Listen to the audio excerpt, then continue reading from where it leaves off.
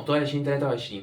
زي ما عودناكم ان القناه بتحاول على قد ما تقدر ان هي تفضل دايما متابعاكم ومتابعه الاسئله اللي انتم بتبعتوها لي.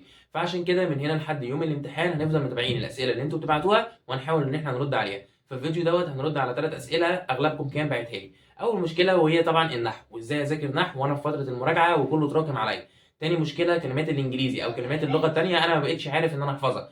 تالت مشكله وهي على قد ما انا بحل كتير على قد ما انا ما بغلط كتير ومش عارف اعمل ايه في الغلطات ديت. بس لو انت ما عندكش اي مشكله من الثلاثه دول فاقفل الفيديو، اما لو انت عندك مشكله فيلا بينا نبدا الفيديو بتاعك. على قد ما انت خايف ومرعوب جدا من النحو على قد ما انا حابب اطمنك ان اصلا دي ميزه النحو. النحو يحب ان هو يتاخد كله مره واحده عشان تعرف الفرق ما بين التريكايه دي والتريكايه ديت. انا بصراحه كنت شغال في الاول من اول السنه لحد شهر 3 كده مع مستر كان بيجزأ الدرس، فانا ما كنتش قادر ان انا استوعبه منه.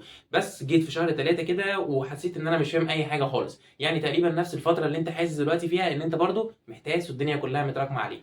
ولكن في النهايه انا احب اطمنك، النحو عموما خده من اول دلوقتي لحد اخر يوم في السنه ذاكره كل يوم، وما تخافش ده مش تضييع وقت، بالعكس انت تحس ان انت جمعت النحو كله في دماغك. طب انت هتذاكره كل يوم منين؟ هقول لك اسلم وقت تلم فيه النحو واسلم مكان تلم فيه النحو هو اليوتيوب. خش على اي قناه تكون انت بتفهم من المدرس اللي بيشرح عليها وابدا شوف الفيديوهات من اول فيديو نزله خالص في السنه لحد الفيديو اللي هو ماشي معاه دلوقتي، وابدا تابعه لحد اخر يوم في السنه، وهتحس ان الدنيا معاك كده اتجمعت كلها، وكل ما تذاكر درس قوم حل عليه على طول، وجمع طبعا الغلطات بتاعتك في كراسه اللي هتراجعها قبل الامتحان.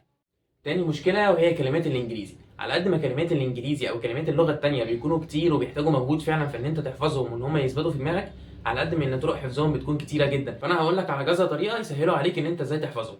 هقول لك ان في ناس مثلا بتحب ان هي تحفظ الكلمات ابجدي، تحب ان هي تحفظ الكلمات اللي بتبدا بحرف الاي وبعد كده اللي بتبدا بحرف البي وهكذا. ده بيسهل عليهم طريقه الحفظ وبيكون دماغهم كده مترتبه. تاني طريقه طبعا وهي ان انت تبدا تكتب الكلمات على ستيكي نوت، والستيكي نوت بتعلقها في مكان انت مثلا تكون دايما شايفه، على المكتب اللي قدامك، على الحيطه، اول لما بتصحى بتبدا ان انت تشوفها.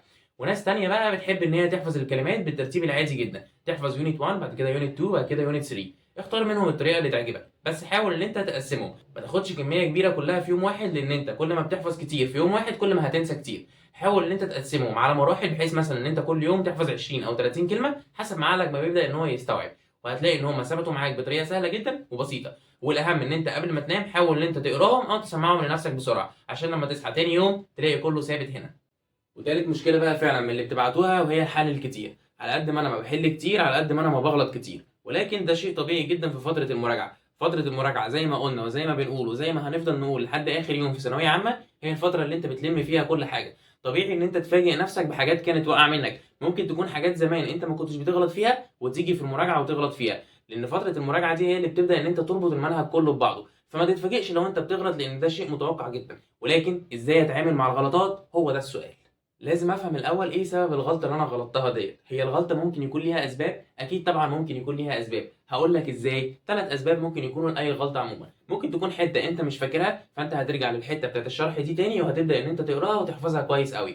ممكن تكون حته انت اصلا ما كنتش فاهمها وقت ما انت ما كنت بتذاكر، فهتحاول ان انت تفهمها وهتسال فيها المدرس بتاعك يفهمها لك مره واثنين وثلاثه لحد ما تعرف ان انت تحل السؤال. تالت حاجة بقى وممكن تكون انت فاهمها وحافظها بس ان انت تغلط فيها، لان دي طبعا فكرة جديدة وهو ده اللي قايم عليه النظام الجديد. طيب انا محتاج اعمل ايه بقى عموما في كل الغلطات ديت؟ هقول لك هي حاجة واحدة بس، كل ما انت ما بتغلط كتير كل ما تتاكد ان انت بتبذل مجهود اكتر علشان انت كده بتقرب من حلمك. فبكل بساطه كل ما هتغلط هتروح قدام الحته اللي انت بتتلخبط فيها وهتكتب قدامها السؤال، بحيث ان انت لما ترجع تاني وتراجع هتلاقي ان السؤال باجابته بالحته اللي انت كنت متلخبط فيها قدامك، وبكده المعلومه هتثبت في دماغك. تاني حاجه عود نفسك ان انت دايما بتجمع كل الاسئله اللي واقعه منك في حته واحده عشان ليله الامتحان ما تحتاسش. احنا في الفتره دي بنحل من كتاب واثنين وثلاثه ولينا اكتر من مصدر، ولكن غلطاتنا لازم تكون كلها في مصدر واحد. اتمنى اكون فدتكم النهارده، واستنونا في بقيه الفيديوهات اللي جايه نرد على كل اسئلتكم، واي حاجه محتارين فيها او عايز توجه لي اي سؤال سيبولي في الكومنتات واوعدك هرد عليك في فيديو ليك مخصوص. السلام عليكم ورحمه الله وبركاته.